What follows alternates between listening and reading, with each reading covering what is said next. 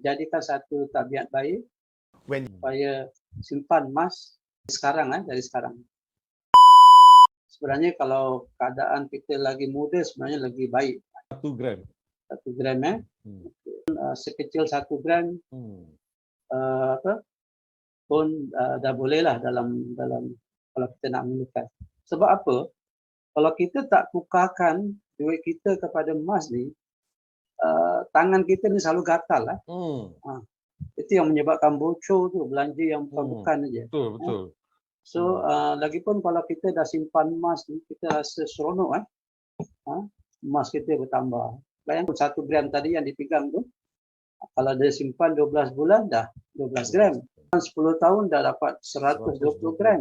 Orang dulu dia tak ada simpan gold bar. Dia simpan gelang. Jadi lama kelamaan gelang tu penuhlah kat tangan. Itu